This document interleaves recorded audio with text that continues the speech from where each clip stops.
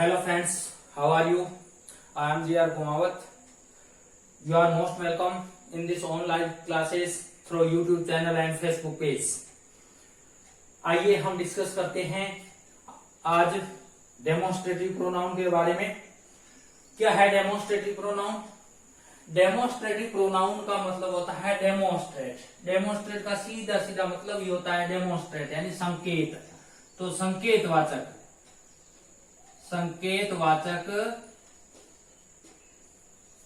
सर्वनाम, संकेतवाचक सर्वनाम, pronoun means सर्वनाम। अब ये क्या है डेमोन्स्ट्रेटिव? डेमोन्स्ट्रेटिव का अब शब्द से ही स्पष्ट हो जाता है कि ये संकेत के माध्यम से अपनी बात को बतलाने वाला है। जैसे प्रोनाउन, ये ऐसा प्रोनाउन है that point to specific things are called demonstrative pronoun. यानी कि जो प्रोनाउन, ऐसा प्रोनाउन जो क्या करता है, पॉइंट करता है, संकेत करता है, कोई स्पेसिफिक विशेष वस्तु की तरफ संकेत करता है, उसको हम डेमोन्स्ट्रेटिव प्रोनाउन कहते हैं। या दूसरे शब्दों में हम हिंदी में यूं भी कह सकते हैं कि जो प्रोनाउन संकेत के माध्यम से समझ में आते हैं, संकेतों के माध्यम से समझ में आते हैं, उसको हम डेमोन्स्ट्रेटिव प्रोनाउन कहते हैं। अब ये डेमोन्स्ट्रेटिव प्रोनाउन कौन कौन से है? ये 4 शब्द है। These are 4 words. अब ये 4 शब्द है, कौन कौन से हैं देखते हैं। नजदीक के संकेत के लिए हम नियर शब्द का यूज करते हैं और दूर के लिए हम फार शब्द का यूज करते हैं। नियर का मतलब होता है नजदीक और फार का मतलब होता है दूर। अब ये नजदीक और दूर संकेत करने वाले शब्द होते हैं।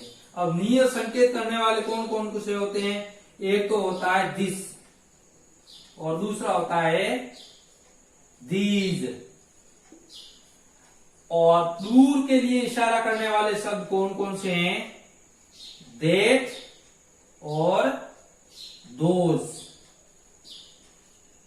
अब यहां पर समझने की आवश्यकता है कि दिस का मतलब यह होता है, हिंदी में भी समझाते चले यह, और दीज मतलब ये सब।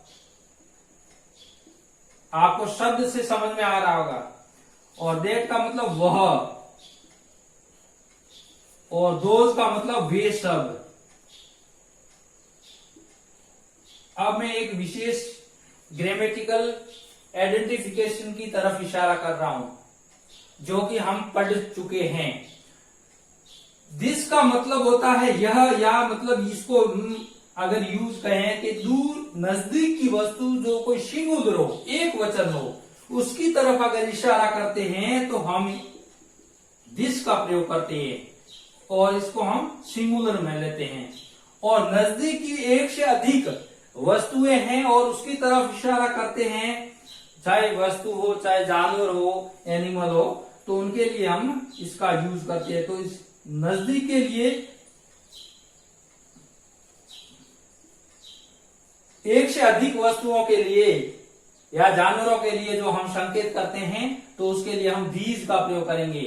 अब दैट, दूर की वस्तु सिंगुलर के लिए अगर इशारा करते हैं तो उसके लिए दैट का प्रयोग करेंगे, और दूर की वस्तु प्लूरल के लिए हम दोज का प्रयोग करेंगे। तो अब आपकी बात ये स्पष्ट इस डायग्राम के माध्यम से समझ में आ गई कि नियर और फार के लिए, नियर के लिए दिस और दीज, और फार के लिए दैट और दोज। सिंगुलर दिस और दैट और प्लूरल है दीज और दोज। ये बात आपके अच्छी तरह समझ में आ गई होगी। अब मैं कुछ एग्जांपल्स दे देता हूं। जैसे मैं कह दूं this is my house,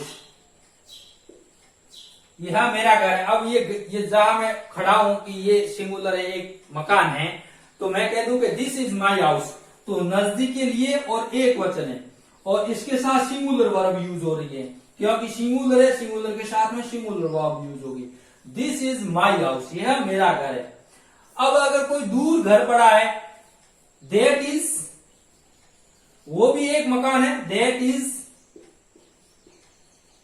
your house, वो आपका घर है। अब दूर के घर की तरफ इशारा करते हुए हमने यूज किया, तो उसके लिए भी हमने क्या कहा कि वो तेरा घर है, आपका घर है, तो उसके लिए भी दैट इज योर हाउस। यहां पर भी दैट भी सिंगुलर है और दिस भी सिंगुलर है। बात आपके अच्छी तरह से समझ में आ गई होगी। अब इन्हीं शब्दों को अगर हम प्लूरल के लिए यूज करें तो कैसे करेंगे? जैसे यहां पास में वो जानवर खड़े हैं, जैसे हर घर में जानवर होते हैं, तो these are my cattle, these are my cattle, यानी ये जो मवेशी खड़े हैं यहाँ आस पास में, जो पास में खड़े हैं, ये मेरे पशु है। अब यहाँ पर ध्यान रखना, ये कैटल जो है, ये कैटल प्लूरल ही रहता है।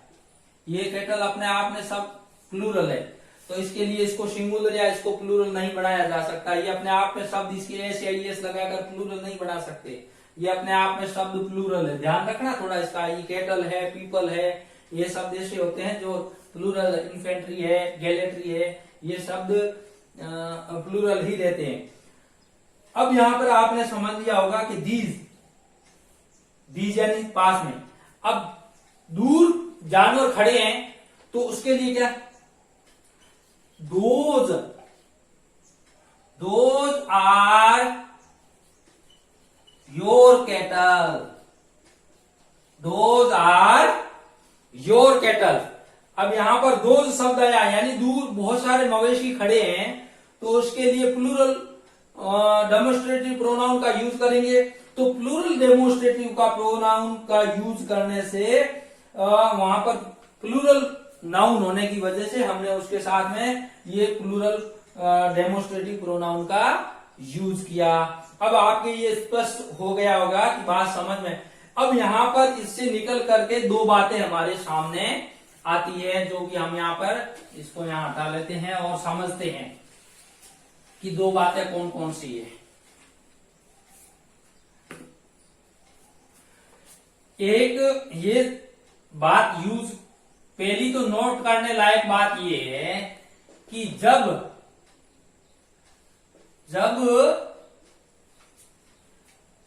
इस डेमोस्ट्रेटिव प्रोनाउन को अकेला यूज किया जाता है, डेमोस्ट्रेटिव न कह करके दिस और दैट को, जब इन शब्दों को कौन कौन से, जो दिस, दैट, दीज और दोज, जब इन शब्दों को अकेला यूज किया जाता है तो वह क्या होते हैं? तो वह डेमोस्ट्रेटिव प्रोनाउन होते हैं। ये डेमोस्ट्रेटिव पूरी स्पेलिंग लिख देना अपने नोटबुक में, डेमोस्ट्रेटिव प्रोनाउन होता है। अब यहां पर हम कुछ और एग्जांपल लेते हैं। ये एक दूसरी बात ये है कि जब इनके साथ एक नाउन यूज किया जाता है, नाउन यूज, इनके साथ में एक नाउन यूज होता है या किया जाता है, तो ये डेमोस्ट्रेटिव एडजेक्टिव होता है। ये यहां पे गौर से समझने की जरूरत है, डेमोस्ट्रेटिव एडजेक्टिव होता है। अब इसको एग्जांपल से समझ लेते हैं।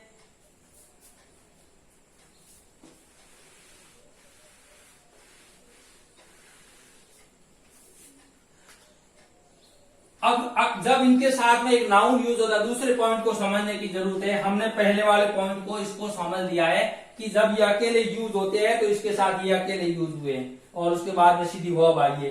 तो जब ये अकेले यूज हुए तो ये सब अब डेमोस्ट्रेटिव प्रोनाउन है। लेकिन इनके साथ में जब एक नाउन का यूज होता है, जब नाउन यूज होता है, तो जब नाउन यूज होता है ना, तो उस समय ये जो शब्द होते हैं ना, दिस, दैट, दीज, दोज, ये क्या हो जाते हैं? डेमोस्ट्रेटिव एडजेक्टिव हो जाते हैं। देखिए यहां पर समझ, this house, this house is mine.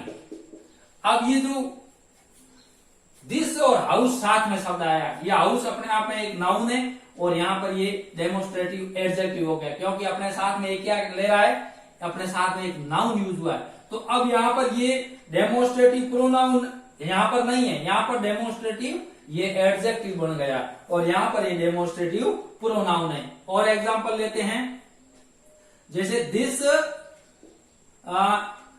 These are these cattle या फिर these computers are yours। ये जो जितने भी कंप्यूटर पड़े हैं ये आपके हैं। अब यहां पर these शब्द आया और इसके साथ में प्लूरल नाउन आया है, ये प्लूरल नाउन है और प्लूरल नाउन है क्योंकि यह शब्द अपने आप में क्या है, प्लूरल है, these। तो ये जो प्लूरल, अब यहां पर ये एडजेक्टिव हो गया, क्या हो गया, एडजेक्टिव। तो इस प्रकार से आपकी बात ये अच्छी तरह से समझ में आ गई होगी कि जब इनके साथ में एक नाउन यूज होता है, दिस देयर दीज और दोज, तब ये पजेसिव डेमोस्ट्रेटिव एडजेक्टिव होता है और जब इनके साथ में कोई नाउन यूज नहीं होता है तब ये डेमोस्ट्रेटिव प्रोनाउन होता है। अब एक और छोटी सी बात हो रहे हैं जो कि रिफ्लेक्सिव प्रोनाउन की तरह है, जो हम यहां पर इसको डिस्कस कर लेते हैं।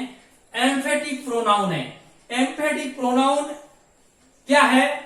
एम्फेटिक प्रोनाउन का मतलब होता है, वैसे एम्फेटिक का मतलब भी होता है जोरदार या फिर सुनिश्चित। अब ये एम्फेटिक प्रोनाउन क्या है? A pronoun is used to emphasize the noun और सब्जेक्ट, यानी कि सब्जेक्ट या नाउन को जो एम्फसाइज करने के लिए जिस प्रोनाउन का यूज किया जाता है उसको हम एम्फेटिक प्रोनाउन कहते हैं। अब ये एम्फेटिक प्रोनाउन क्या है, इसकी विशेषता?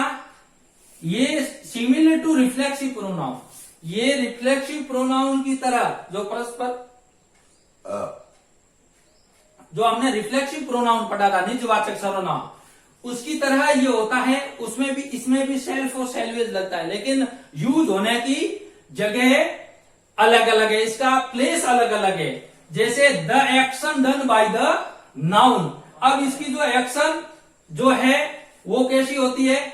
The action done by the noun without any one's help. अब इसकी जो एक्शन होती है वो बिना किसी हेल्प के यूज होती है। यहां पर मैं the action done by the noun double हो गया। अब ये बिना किसी हेल्प से अपना खुद का काम कर लेता है। जो नाउन या सब्जेक्ट होता है वो बिना किसी की हेल्प के लिए अपना खुद का काम कर लेता है, उसको हम क्या कहते हैं? उसको हम एम्फेटिक प्रोनाउन कहते हैं। It is used before verb.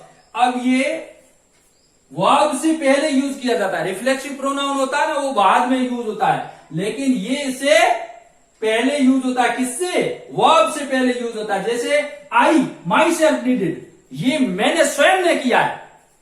अब यहां पर खुद है और खुद ने किया है, यानी कि किसी और की इन्होंने हेल्प नहीं ली है। यू योर सेल्फ, यानी कि आप समझ लेना कि ये वर्ब है। इस वर्ब से जस्ट पहले जो वर्ड शब्द यूज होता है, जो सेल्फ और सेल्वेज लगा हुआ शब्द, ये रिफ्लेक्सिव प्रोनाउन, और ये जब वर्ब से पहले यूज होता है तो हम इसको मात्र सब नाम चेंज हो जाता है, थोड़ा सब्जेक्ट को और इम्फेसाइज करने के लिए जो काम करता है, इसलिए इसको हम एम्फेटिक प्रोनाउन भी कहते हैं। You yourself can write that article, उस लेख को आप स्वयं लिख सकते हैं। अब ही हिमसेल्फ, जो जैसा प्रोनाउन है पर्सनल प्रोनाउन, उसके अनुसार वैसा emphatic pronoun as a reflexive. I myself, the building, अब द बिल्डिंग है थिंग्स है, तो उसके लिए आपको मैंने बताया था कि इट इटसेल्फ का यूज करते हैं। तो the building itself is very tall. आपको ये वीडियो मुझे विश्वास है कि पूर्ण रूप से समझ में आया होगा। Thank you for watching video. If you like this, अगर आपको ये पसंद आया हो वीडियो, then if you have not subscribe yet, Please subscribe the channel and share it with others. Thank you. Bye bye.